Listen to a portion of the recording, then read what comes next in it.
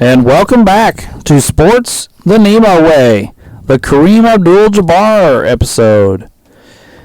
The 7'2", 225-pound center is a six-time champ, six-time MVP. He's a 19-time All-Star, 15-time All-NBA, playing 20 years in the league after being the number one overall pick, and he is a Hall of Famer, with career averages of 24, 11, and 3 on 56% shooting.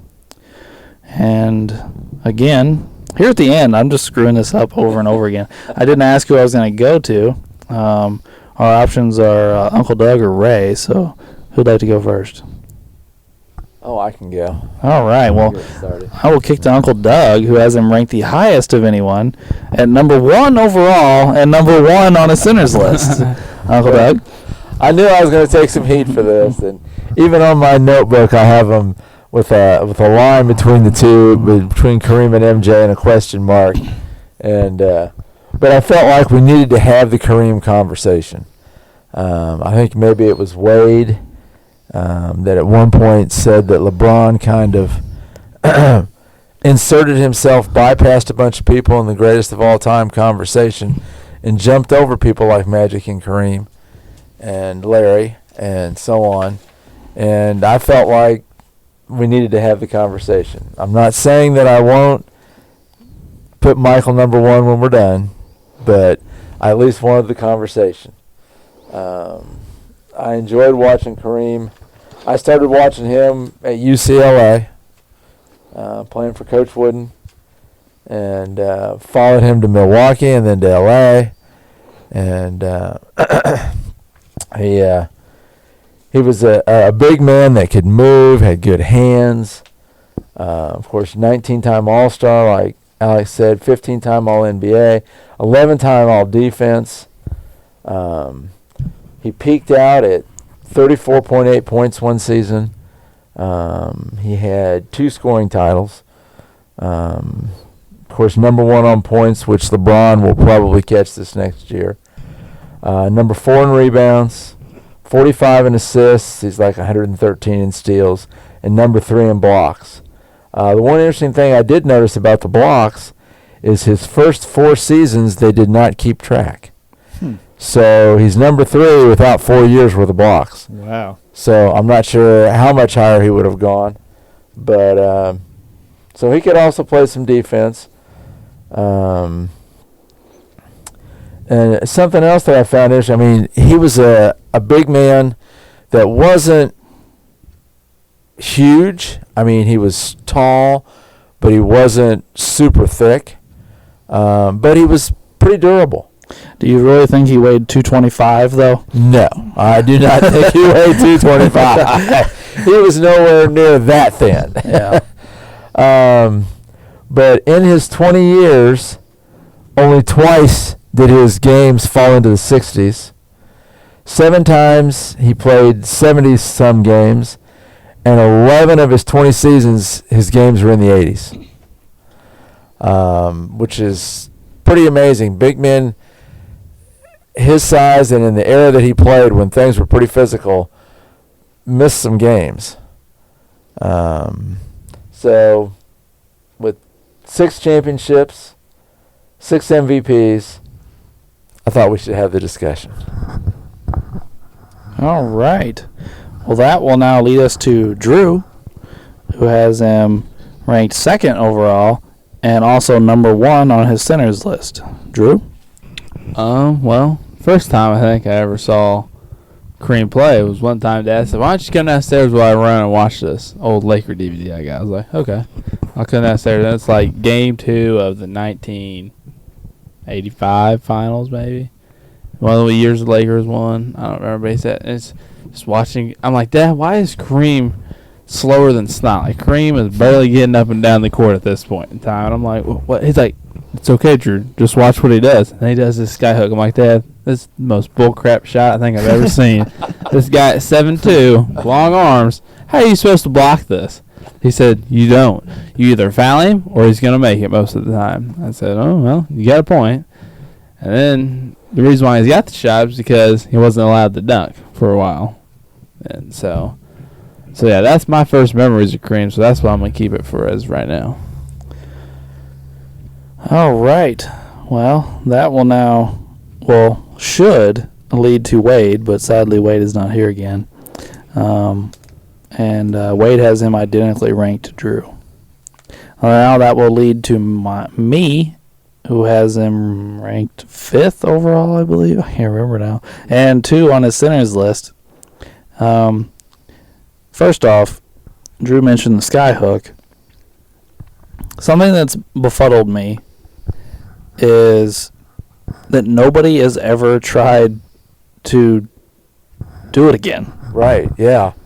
Like, we see a lot of guys that shoot little baby hooks and, like, stuff like that, just, but this was the most dominant scoring weapon of all time. I don't understand why nobody else has even, used it as a weapon. Now, I'm not saying you have to be as dominant with it as Jabbar, but, like, nobody even adds it to their repertoire, which I find odd, Yeah. Like we see it all the time, like Tim Hardaway or Iverson start doing this crossover. Well, then like the whole league started doing the crossover, and Harden with his traveling ass step back. Now the whole league does step backs all the time. When Ginobili came over and started doing the Euro step, now everybody in the league does a Euro step. Even centers do Euro steps. Like it's a copycat league. Everybody takes each other's moves, they all this stuff, but nobody ever adds the skyhook, which led to 38,000 points or whatever he's got. I don't know. That was just a tangent. It had really nothing to do with his career. But anyway, Jabbar's another one of those guys that hung around a little too long and damaged his per game stats his last couple years. If you take out his last 3 years, so he had a 17-year career instead of a 20-year career, he's at 26, 12, 4, 1, and 3.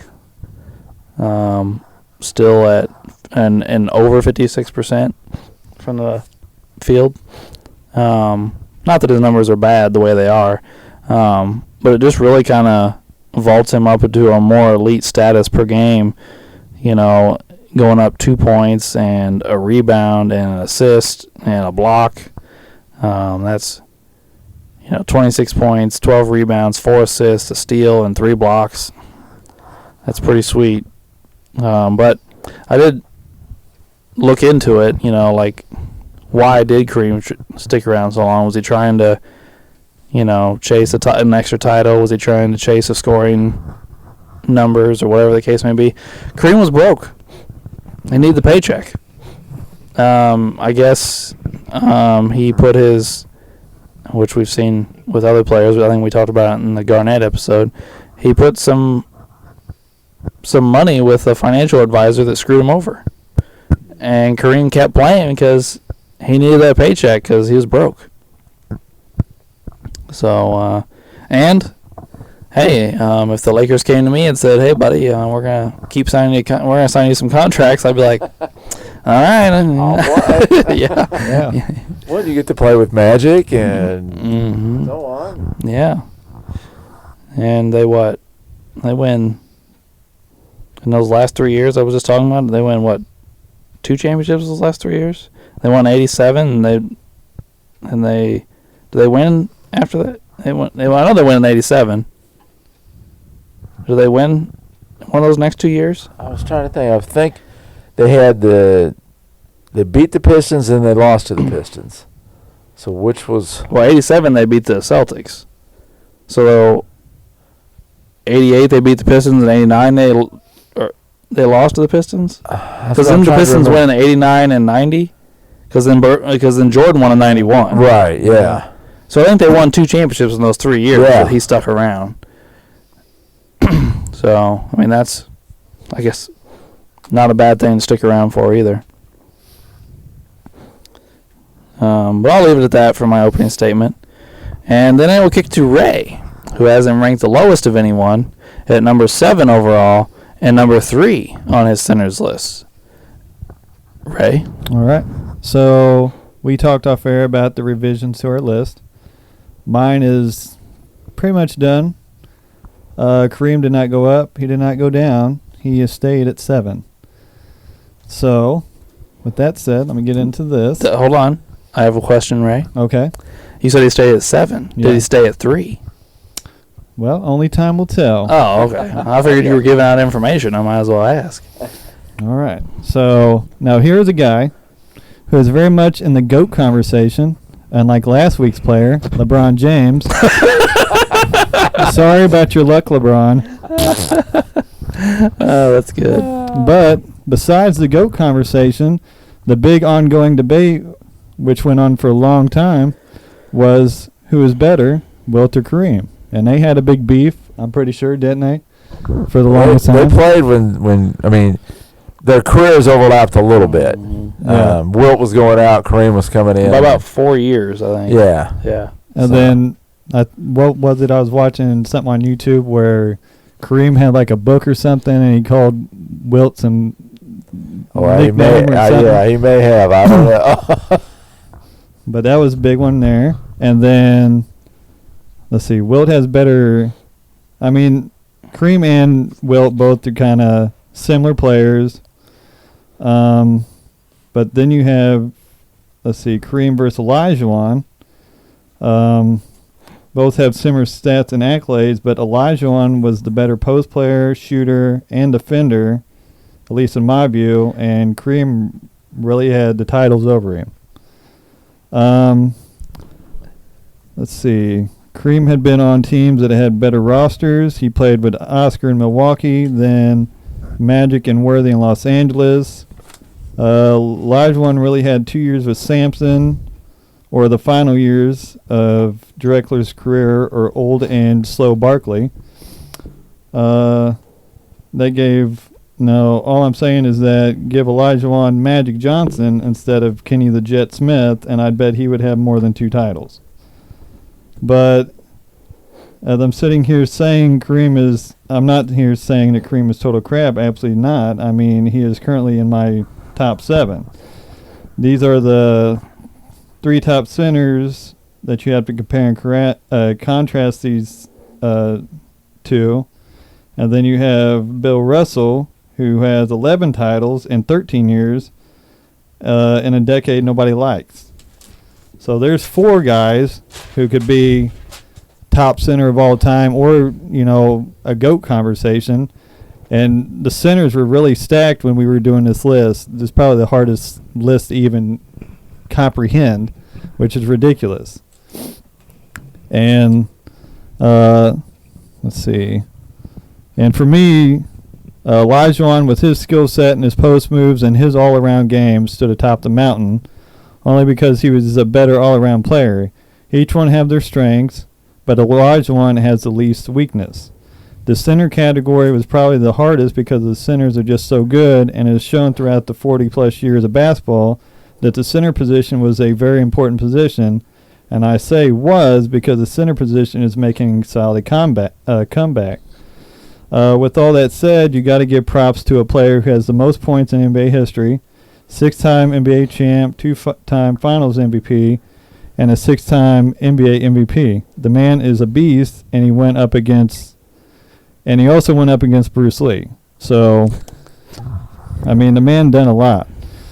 We are also at the top of the list, and it all comes down to splitting hairs of your personal preference, and it is also so close that it comes down to a little bias because nobody here has the same criteria, because if we did, it would be a pretty stale podcast. And you wouldn't have me going 110 defending, and you wouldn't have me going 110% defending Charles Oakley, and there's a Charles Oakley reference for the day. But at the end of the day, nobody will definitively be right, and we're here to put out as much info as we can. So we're at the top of the list, the final segments of the basketball portion, and the centers is just so stacked, it's ridiculous. And as much as I want to put one ahead of the other, really you could just group probably like 4 together and, probably make a decent argument for all four. But as it stands, I'll give you a little hint to my list. On a revision, Olajuwon goes ahead of Jabbar. Well, I kind of got that because I was going to immediately ask you when you were done. Like, you're talking about Olajuwon this whole time, but you have Olajuwon behind Jabbar. Right. So I was like, what? I don't get it. Well, I was going to warn everybody at the beginning. This is kind of an argument based on a revision, but I mean, yeah, there's my opening statement. The centers is rough. That was a rough thing to do. Well, I will agree with you, Ray, that centers are very stacked, and you did that 4-man argument about the best center. You never even mentioned Shaq, who's also another big time dominant center. I mean, I could name probably 8 off the list, but I mean, those 4 core guys are the guys that set the standard through probably like 40 years, the 40 years of basketball. Mm-hmm. Shaq came in late 90s and dominated for like 10 plus years, and then we don't have any centers. So that's the only reason I left Shaq out, because he was probably at the end of the center era. But I mean, he's still got his strong consideration. Absolutely. All right. Well, thanks, Ray, for that colorful opening statement. But I will have to say, Ray, I did disagree with you, because you said that none of us are going to be completely right, and I disagree, because I am completely right in the fact that Charles Oakley does not need to be on a list. Well, only time will tell for that one too. No. Time has already told us. We told you a year ago. Sorry, Charles. I should have left you out. My bad. Yeah, Charles caught a lot of airtime on this podcast. So. Yeah. And just a fair warning to all the listeners out there, we also have a basketball game on again tonight. We're watching the Celtics-Nets Game 2 while we're doing this, and so we may speak out. I almost did during the middle of Ray's opening statement, because 2 Celtics just were like sprinting and just collided and like slid across the floor, like a total collision. Yeah. Like it was pretty great, but and also Philly and Toronto are playing on another channel, and Toronto's putting it on them at the moment. So. Oh, nice. That was very nice. Yeah. So anyway, back to the podcast and Kareem. Well, I have to give a little shout out for Wade. Wade brought up, I think it was Wade, in whichever episode, brought up win shares. Oh, yeah. And during his career, Jabbar led the league in win shares 9 different times, and he is the all-time number 1 in win shares. I still don't know how to calculate it, but I just thought I'd throw that out there. Hey, they got 273. Yeah. That's a lot. We've had 4 or 5 players hit the 200 mark, but I don't think we've had anybody hit 250 even. So we still can't figure out how to calculate one. No, at this point, I just don't think I ever will. I think it's just one of those things of like, it's too complicated. I'm not even worried about it. The experts do that. And, I just looked up some few interesting facts like that. Player efficiency rating, he was also 9 times he was number 1 in the league. His career overall is like 14th. He was in 10 finals, won 6 of them. In his 20 years, he made the playoffs 18 times, and 14 of the 18 times he got out of the first round. So he only got knocked down a couple times. And he is the only player to win the MVP when his team did not make the playoffs. That happened in 75-76. So you don't hear that very often. No. Well, like I said, it's the only time it ever happened. Somebody won the MVP on a non-playoff team. Well, this is something I looked at. He wins his first title in, what was it, 71? 71, yeah. 71 with the Bucks with Robertson and Dandridge. And then he goes on a tear and wins like 5 MVPs in like 8 years. Mm-hmm. But he doesn't win any titles during that time. And then he stops winning MVPs and wins a bunch of titles. Yeah. Like they don't coincide. Right. which is odd. You would think your utter dominance would lead to titles, but during that portion of his career where he's just dominating the league, he's not winning titles. But then when he slows down production-wise, he wins 5 titles. Yeah. I just found that very odd. And, he played with Oscar for a short while, but Oscar was pretty much the end of his career. Mm-hmm. He played for a year or two with Kareem, and then that was about it. And then, of course, went to L.A. because he wanted out of Milwaukee. Nothing against Milwaukee, but he had converted to Islam at that point and had changed his name from Lou Alcindor to Kareem Abdul-Jabbar. And he wanted to be either in New York, where he was from, or L.A., where there was a community for his religion. Mm-hmm. The Midwest was not as diverse as it is today, and certainly in those days it was probably a little more difficult for him to follow his religion. And so that's when they made the trade to L.A. Yeah, I never really looked into why he left or got traded or whatever. Yeah, it was. he just asked him if they would trade him to one of those two for that reason, and the Bucks were good about it. And I forget the package now. They got several players, but the Lakers ended up with Kareem. So. Yep. Of course, they took a few years for him to win. Oh yeah. Some of those early years were pretty exciting, but I liked Norm Nixon. Norm Nixon was exciting to watch, but he was more of a score first instead of. He wasn't Magic. He wasn't going to pass the ball like Magic did, and there was just the connection. I watched the first NBA game that Magic Johnson played when he came out of college. And again, it was a late night, like at 10:30 or something, after hours late. The NBA was not on prime time like it is now. And, of course, Magic was throwing all these crazy passes and doing all this stuff. And the game came down to the wire. And I can't remember whether they won it in overtime or won it on the last second shot. Anyway, it was something real exciting. And Magic goes running across the floor and jumps up and hugs Jabbar. Goes crazy. And they asked Jabbar about it later, and he goes, I told him, he says, Bud, this is an 82-game season. We can't be doing this every night. He says, you got to calm down.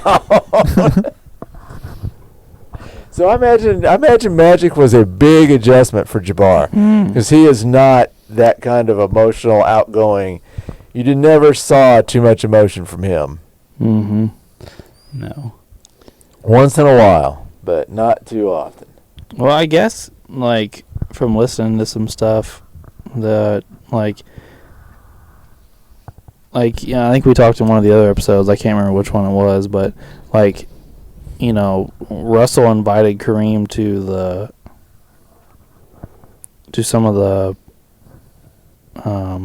man, I'm totally losing my train of thought here, to, Ali's thing. Right, yeah, some of the civil rights. That's the word I couldn't think of. Some of the civil rights stuff, and, and got him involved, and even when he was in college.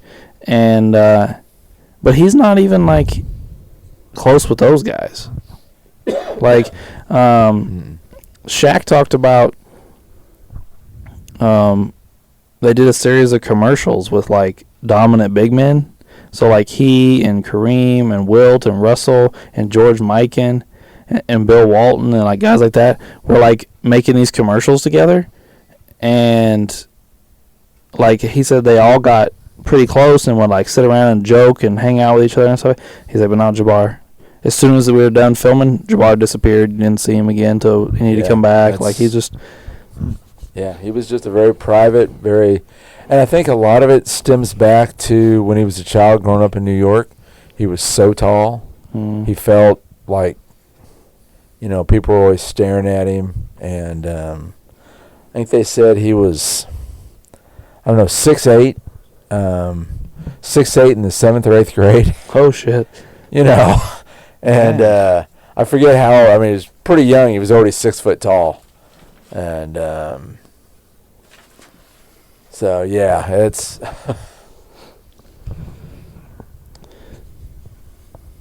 All right. Well,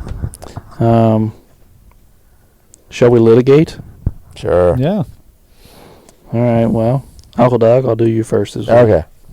Let's go with the obvious. What's your case for Kareem over Jordan? Okay. Well, like I said, I'm not saying that I won't be talked out of Kareem being the greatest of all time, but everyone talks about Mike has 6 titles. Well, so does Kareem. But I will give you, Mike was the best player on all 6 of his titles. Kareem just has 2 Finals MVPs. Out of his 6, he's got 2. Worthy got 1, and Magic got the other 3. Did he get the one in Milwaukee? He got 1 in Milwaukee, and then 85, the season you mentioned, Drew. Mm-hmm. I believe he got that one in L.A. I forget whether that was the year that he apologized to his teammates and said that he had, he rededicated himself, and he came out and played phenomenal. You brought that up in another episode. The apology was after the Memorial Day Massacre. Right, yeah. Okay, after that. Yeah, I do remember that now. Mike has 5 MVPs. Kareem has 6. All-Stars, of course, that's just a career thing. All-NBAs, Kareem has 15 to Mike's 11. Mike has 7 All-Defense. Kareem has 11 All-Defense. Mike does have more scoring titles, and Mike was the better scorer. By the way, that surprised me that Kareem only had 2 scoring titles. Yeah. I guess I never really looked into it before, but I really thought he'd have more. Yeah. He's the all-time leading scorer. There were some pretty good scorers then. Yeah, I just thought he would have more scoring titles for some reason. Well, one of the people that I'm kind of pretty intrigued by, I'm seeing a lot from this episode, Bob McAdoo. Yeah. McAdoo had several seasons averaging over 30 during this time period. When Jabbar was averaging 27, 28, McAdoo would hit 30. So that was kind of... Well, during the 70s when he was putting up some big numbers, like you said, McAdoo had a season where he averaged 35. Rick Barry had a season where he averaged 35. Tiny Archibald had a season where he averaged 30-some. Yeah, he was the only player for a long time to lead the NBA in scoring and assists in the same season. But I think maybe Harden did it a few years ago. Yeah, I think you may have. Yeah. Well, then you get into the 70s, and you had, some guys that put up some pretty crazy numbers, too. You had Gervin and Maravich and David Thompson. Yeah, Gervin won, 3 scoring titles? I think so, yeah. Yeah. So that's, there was a lot of teams like that put up some points. So that's kind of my reasoning. Having seen them both play, I'll probably give in and make Mike number 1. Not that I don't think Kareem is great, but Mike just had an edge to him that, nobody else other than maybe Kobe. Mike could take the slightest thing and make it into a slight to drive himself to destroy you. You look at him funny. So. Well, I also think that, and maybe I'm wrong, but it's just something I've thought about here the last few days doing this research, is not to the extent of Wilt, but kind of like Wilt. Kareem had other interests, and basketball wasn't always paramount to him. Right. So, He was big into jazz music and a lot of literature, and his religion was important to him. And social And justice, civil rights. civil rights, Yeah. It was. And, even today, he still comments socially on things. And as we've seen here lately, he's commenting on LeBron. Yes, he is. And, some other things. Also, I don't think he's real happy with that Winning Time show either, him or Jerry West. Yeah. We've been talking about that, and I read the book, and I didn't remember that depiction of Jerry West. And now Jerry West is coming out, and other people are backing him up, saying that's not right. Well, this is what I said to a couple people they were talking about today. They're like, oh, it's a show, like, get over it. And I was like, here's the thing, though. Like, making me look like I was angry all the time, yeah, who cares? Making me look like I drank too much, who cares? But, like, they're talking about him having affairs on his wife and, like, being dumb. And that's where you're like, Right. hey, man, like, I was maybe the most successful general manager ever. So I'm obviously not dumb. Right. And, like, I mean, obviously I don't know. Maybe he did have affairs on his wife. I don't know. But if I didn't have affairs on my wife and you're putting it in this show, that would piss me off. Yeah. Like, you're making me look like something I'm not. You know, that would be irritating. I could handle you making me look like I'm angry when I'm not. But Yeah. those are lines, I think. All right, like other Laker fan. I'm going to pin you down with this one. I think this will be interesting. Oh gosh. Why Kareem over Magic? Oh, I think reason why I Kareem over Magic is because of Kareem's longevity. I think it helps him out to boost over Magic because Magic had to call it before he could get more longevity. I think since when he got HIV. So I think that's why. Well, that actually was much smoother than I thought it was going to be. I don't have Ray's list. Well, let me see if I can find that. Is that it? Look at that, right on The only one Drew didn't hand me happened to be your only Well, I one. figured I had like 7 of them. All 5 of us should be in it. All right, Ray. I got one for you. Okay. I'm going to stay away from Sinners since you gave us a 10-minute montage on Sinners. Okay. But why do you have Kareem ahead of Scotty? I mean, I'm just kidding. Oh, I was just being funny. No, but why do you have Duncan ahead of Jabbar?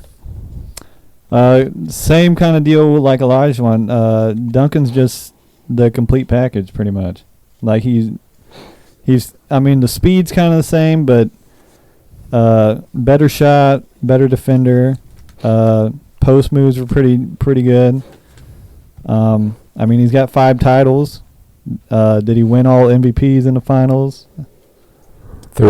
Tim got 3 of the 5. Yeah, Tim got 3, yeah. So And Parker and Kawhi got 1 apiece. So, I mean, that's kind of where I'm at with Duncan. All right. Well, that is the end of my portion of litigation. Does anybody have any questions for me? Let me see here. No. You got the list, Drew.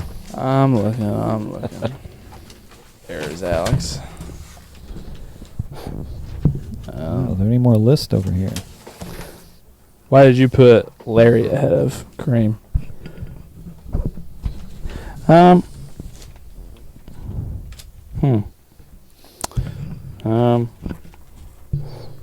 honestly didn't see this one coming. I didn't think about this beforehand. But statistically, like their per game stuff, they average like the same amount of points. I think Jabbar has 1 more rebound and Bird has 3 more assists. So they're pretty similar statistically, per game wise at least.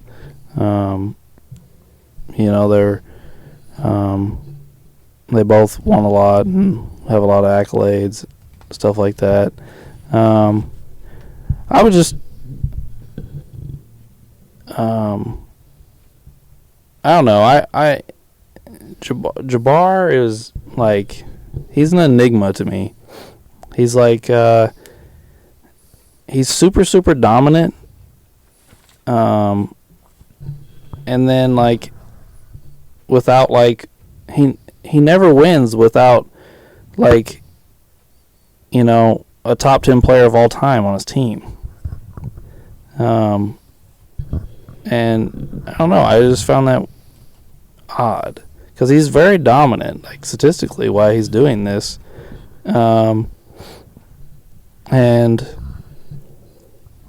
he has that, I don't even know how to word it. Like, I don't know, is the best way to put it, unstoppable shot.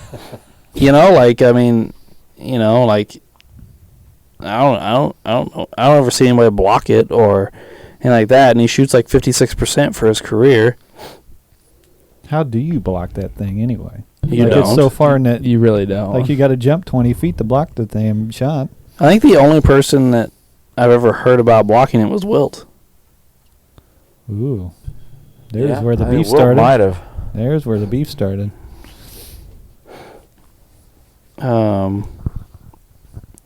Yeah, and it was.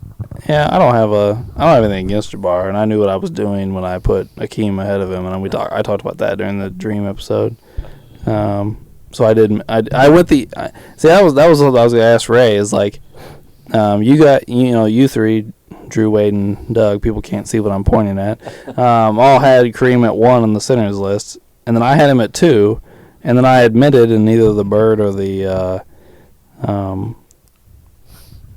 LeBron episode, I can't remember which, I admitted that I would move him up to 1.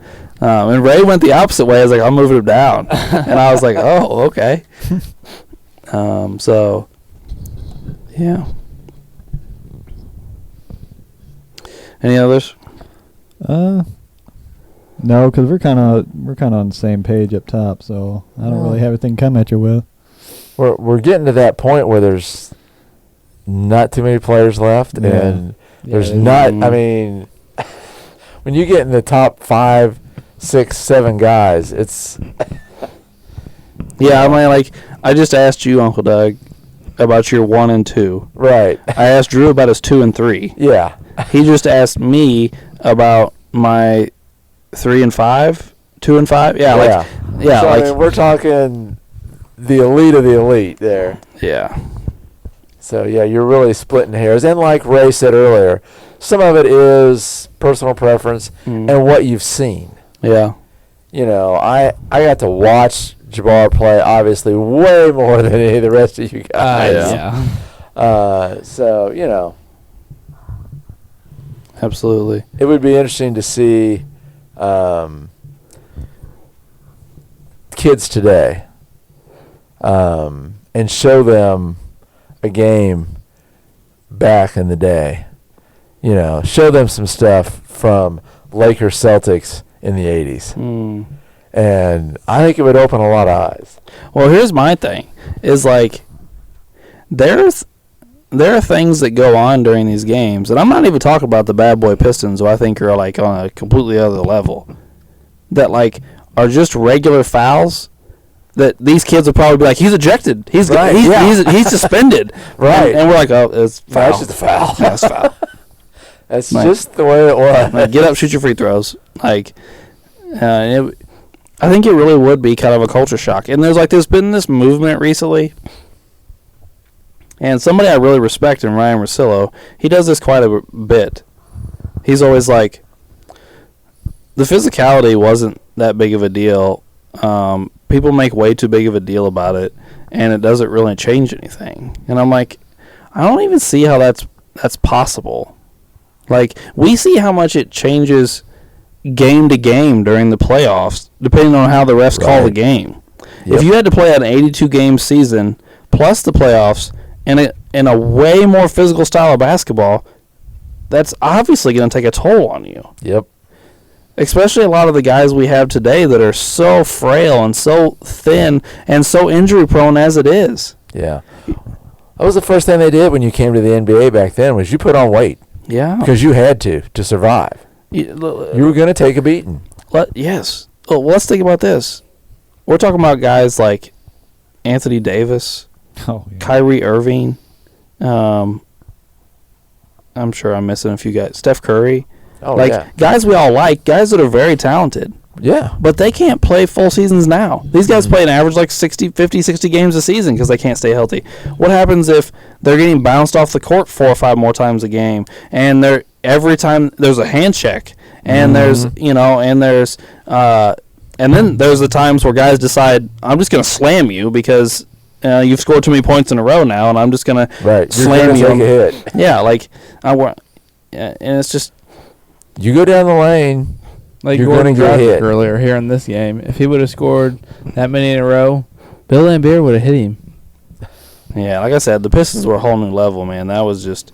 Well, let's just be. The difference is that's why so many people hate some of those guys is because they weren't fouling you hard; they were trying to hurt you. Right? Yeah, the Pistons were just a totally different thing. Yeah.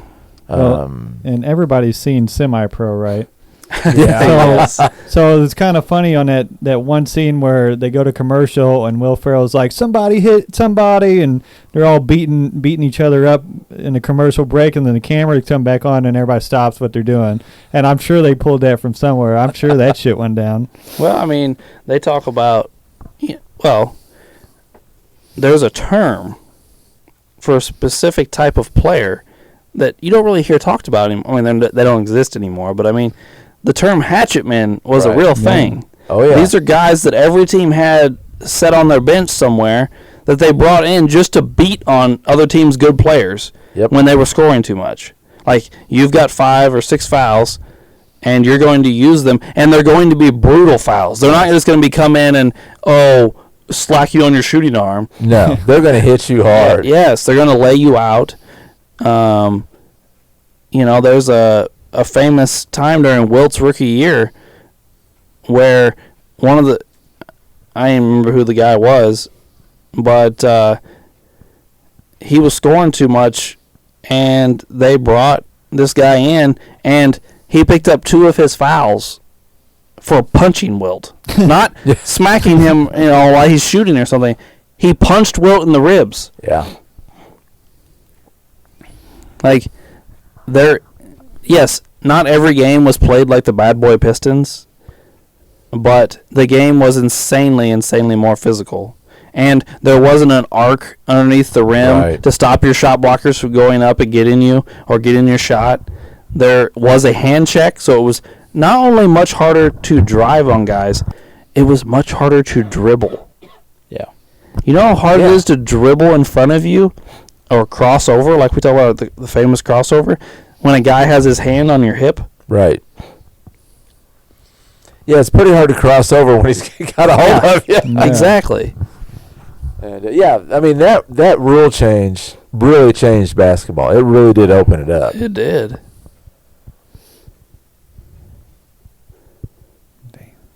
I know. This game's got intense here. Everybody, it's 94 Boston, 92 Brooklyn. It's pretty tight. Pretty tight. Boston had like, a 12-point comeback here? Yeah. Yeah. They was at a 28 run at one point.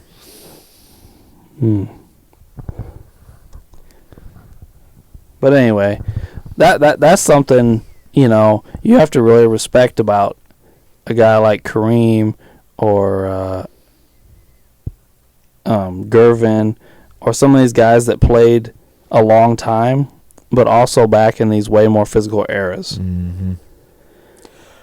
Well, and, I mean, they got in some pretty serious fights. That is true. They were actual fights. Yes. Today, we don't have fights today. No. I mean, they threw punches. Yes. And a lot of them connected. There wasn't like, he threw 3 punches, but all 3 of them were at air. Yeah. I mean, we're talking about the Lakers here, but it's not the Lakers, but during Kareem's career, that's when Kermit Washington broke Rudy Tomjanovich. Right, yeah, broke his face. Broke his face and ended his career. Yeah, that. If you want to see brutal punch, YouTube that sometime. I think we did one episode. I think he got brought up in someone's episode, and we talked about it. That was crazy. And I'm pretty sure, if I'm remembering this incident correctly, he got the wrong guy. Well, Kareem was getting into it with somebody, and Kermit was there kind of keeping people away, separating people, whatever. and Rudy T came running in. I don't know if he was on the bench or whether he was on the other end of the floor, and he came running in, and Kermit turned around and just saw a red jersey running at him and punched him. Yeah. He thought somebody was getting ready to lay him out from behind, and he turned around and punched him, and it was an unbelievable punch.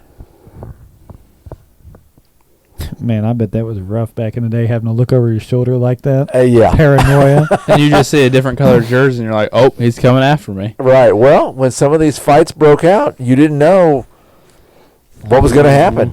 I mean, Absolutely. and like Alex said, there were guys designated to get into it with the stars, Mhm. you know. Yeah. And, Well, I know it's not basketball, but hockey had enforcers. Oh, yeah. When you saw him skate on the ice, you better watch out. You knew somebody was getting busted. And he didn't care. He was out there to hit you and then have a fight.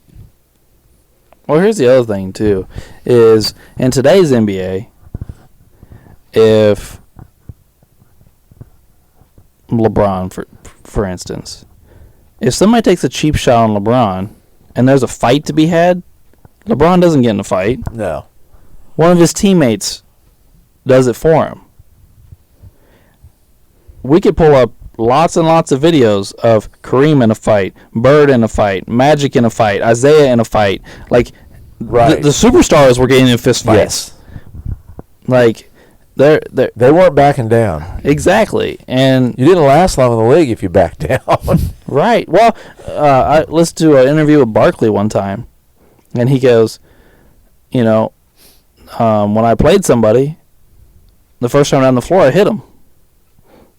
And if they didn't do anything back, the next time down the floor, I hit them again. And if they didn't do anything back, I knew I had them buffalo for the rest of the game. Yeah. So, I mean, that's just the way it was. Yeah.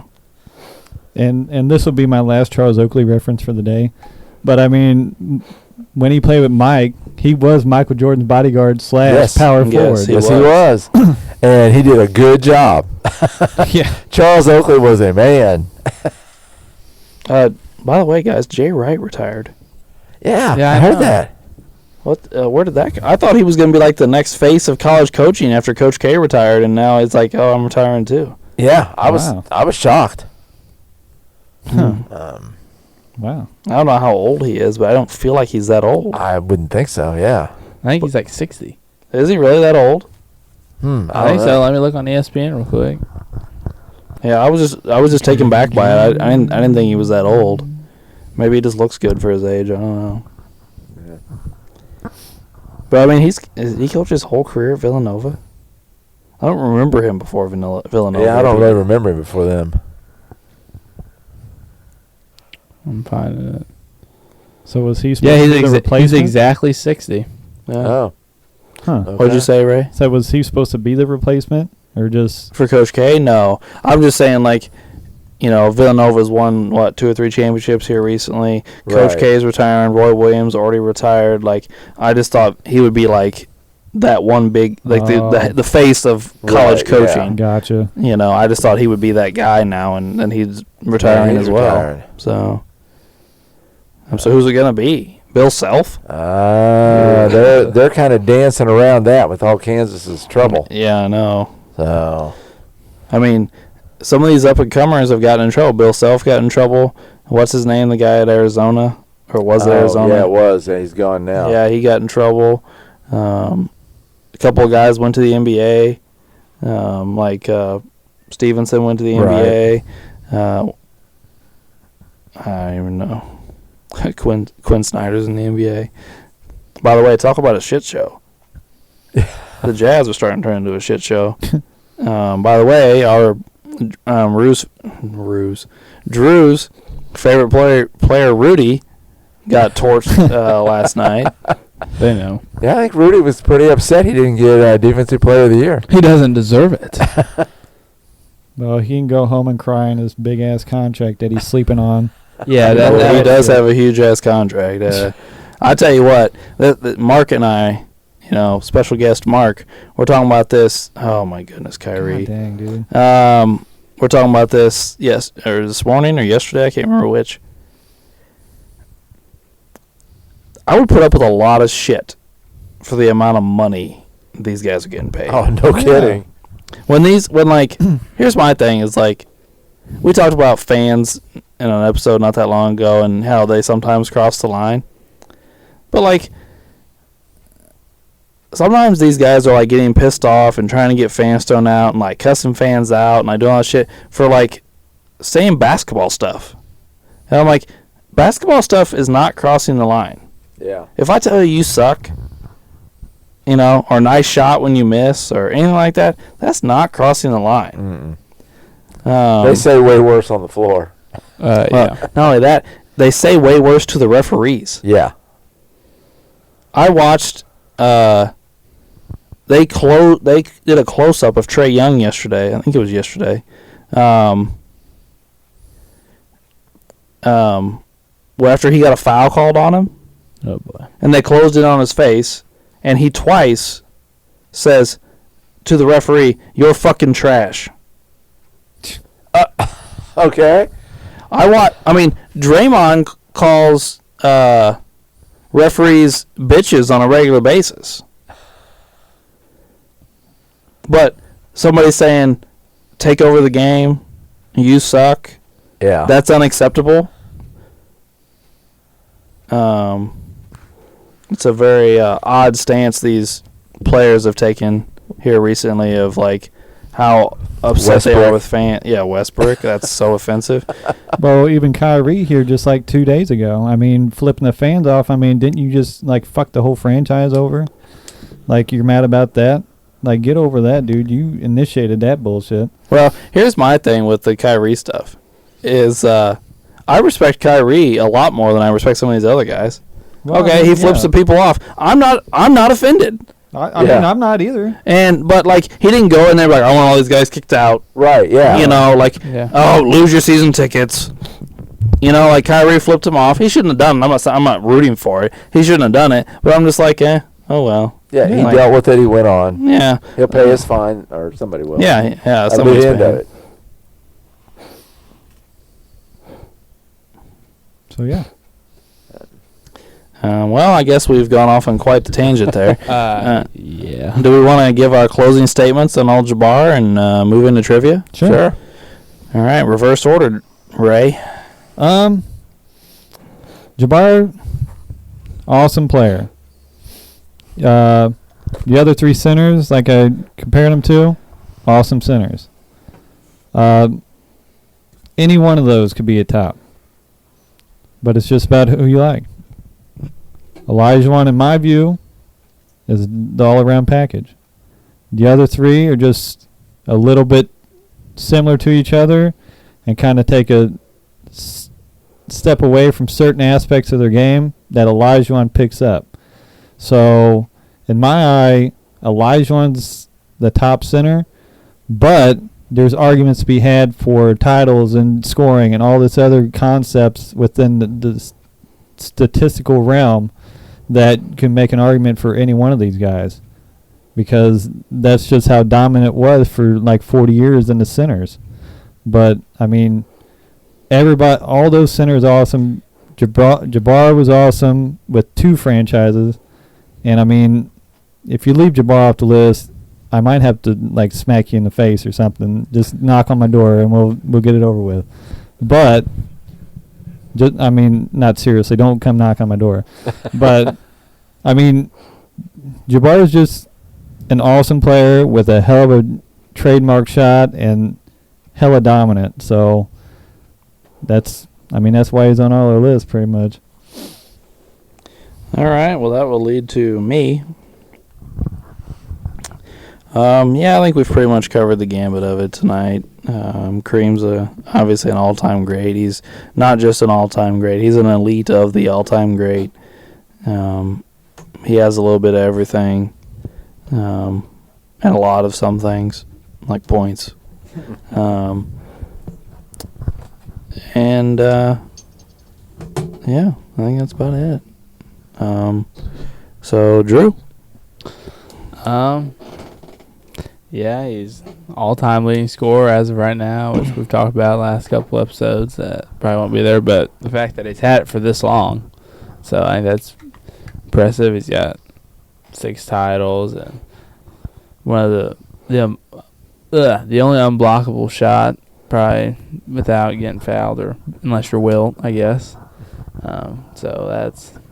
I mean, there's really not much more we can really say about Kareem. So I think he's the greatest center of all time. He's going to stay that on my list. So. All right, and Uncle Doug. Yeah, well, I grew up watching Kareem, and he will definitely be the number one center on my list. I'll probably give in and put MJ number one, but there's just something about Mike. Everybody wanted to be like Mike. And but I wanted to have the discussion. I know I brought up some other old guys that maybe or maybe not be on the list, but Kareem definitely I thought deserved the discussion. So. All right. And that will wrap up our Kareem portion of this episode and lead us into trivia. Drew, are you ready? Yeah. All right, so Brunson the other night for the Mavericks scored 40 points. He became the 5th player in franchise history to do it. Name the other 4. So we're looking for 4 more or 3 more? 4 more. 4 more Dallas Mavericks who have scored 40 in a playoff game. Okay, 4 Dallas Mavericks. All right.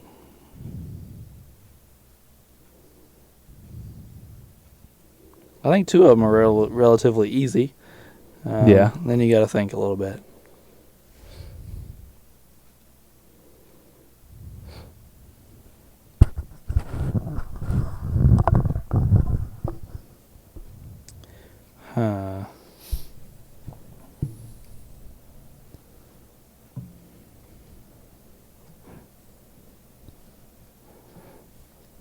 Repeat the question again real fast. Brunson scored 40 the other night. Who are the other 4 players who score 40 in a playoff game for the Mavericks? Okay. All right. Just making sure it was a All Maverick. right, I got to guess. Yeah, me too.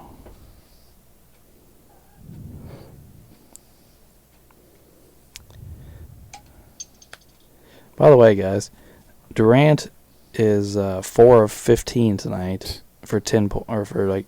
He Or just 16. missed. Yeah, he just Or- missed another one. Missed another one. They're He's- wearing him out bad. He's not playing well at all. All right, we all got our answers. Yep. All right, let's see. I put Dirk, Luka, Dantley, and Blackman. Okay. But Luka, Dirk, Nash, and Blackman. Okay. And I totally forgot about Luca, so I got Dirk, Kidd, Mashburn, and Marion. All right. Alex had 3 of the 4. It's Dirk, Luka, Blackman, and then Nick Van Exel. Wow. Yeah. I Good did not Lord. realize. But Brunson is the only player of the 5 to score 40 points and have no turnovers. Wow. Oh. So I had 3. Well, pretty good getting 3 out of 4. Yeah. I remember Nick the Quick playing for them. Yeah, Yeah. he played out there for a few seasons. Interesting. All right, who would like to go next? Here, I'll do mine. Mine's probably an easy one. All right. All right. Who leads the league in 3-point field goals since the All-Star break, including the playoffs? And 3-point field goals or 3-point field goal percentage? No, like made 3-point field goals. Since the All-Star break. Since the All-Star break, including the playoffs. Huh. It's an interesting question, Ray. I got one. I got an interesting answer. Katie just missed another one. Oh. Damn, bro. All right, I got an answer. You know, I didn't know that if Brooklyn could win this series or not, but I didn't expect him to lose because KD was going to play like shit. Yeah. Yeah. But this is 2 straight games of him playing like shit. Bunches of turnovers, can't shoot. Like, that's the thing with KD. Usually, no matter what happens, he can score. Yeah. Yeah, that's unusual. Oh, I got to guess. All right, I got to guess. Drew? Yep, I'm ready. All right, I put Luka. I said Booker. I said Jordan Poole.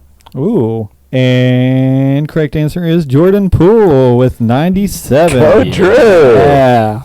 Thank you, Sneaky Himbo from Get Up.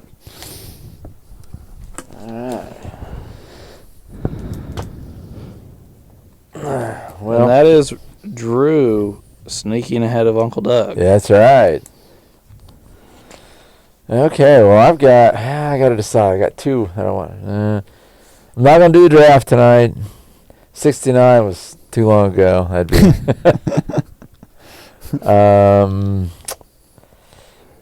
Which one do I want to do? Okay, let's do. When we talked nicknames, we didn't mention Kareem's. They called him Lou because he was Lou Alcindor. Cap because he was the captain. Big fella. Where does the nickname Murdoch come from? I didn't know that was a nickname. So Yep. Murdoch.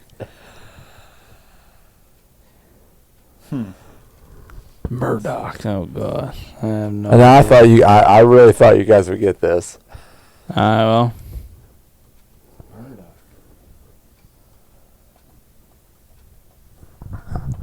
All right, I got to guess. It's a dumb one, but I got one. I gotta guess. Ray? Hold on, I need a new marker.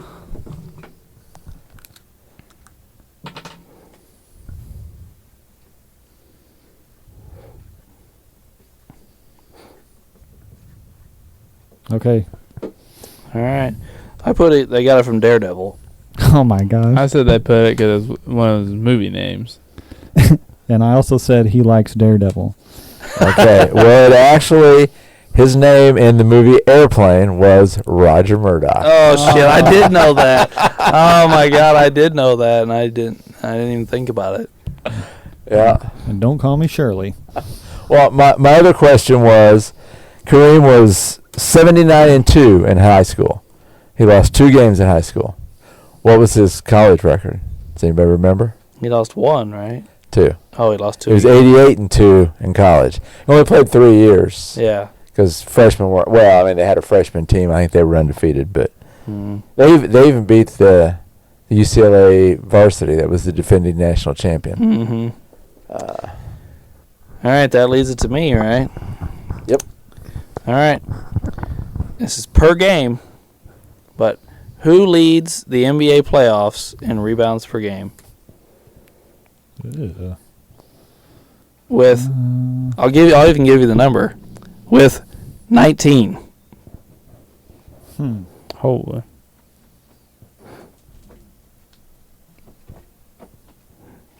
Good Lord. Repeat the question again. Who leads the NBA playoffs with in rebounds per game with 19?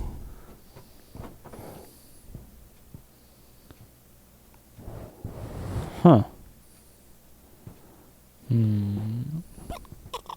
By the way, is it just me, or like, are the Celtics celebrating these round 1 victories like they win the fucking championship? Yeah, they're acting like Yeah. Getting pretty excited over a first round win. and they haven't even won the series yet. Yeah. It's game 2. Yeah, they're probably gonna win game 2, so they've won 2 games. Yeah, they've held serve at home court. They did what they're supposed to do. Mm-hmm. But okay, I need to write a guess down. 19. All right, I got a guess. Yep, I'm locked in. Yeah, I got to guess. All right, what we got? I said Giannis. Say Karl Anthony Towns. I said Adebayo. The correct answer is Jonas Valanciunas from the Pelicans. Oh yeah. Oh. Yeah, he's been beasting it down there. Hell yeah. Yeah, 19 rebounds a game for the first 2 games. Wow. Smooth Valanciunas. He's been underrated the last few years. He's had some good Yeah. seasons. So he had a good year last year with the Grizzlies. Yeah, he was playing with Memphis. He was their second leading scorer behind Ja last year.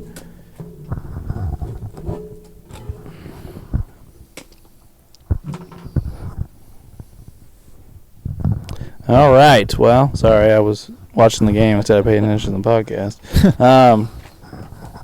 After today's tallies, the scores are as follows. Ray with 23. Uncle Doug with 47. Drew with 48. Alex with 54. And Wade with 61.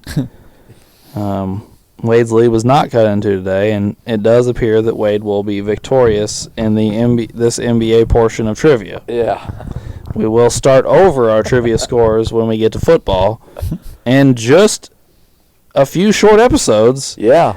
We not far. We have 2 player episodes left. Yep. And the conglomerate episode. And then we move to football. So it's getting close, everybody, for those of you looking forward to some football episodes. I hope you are. So thanks for tuning in for our Kareem Abdul-Jabbar episode.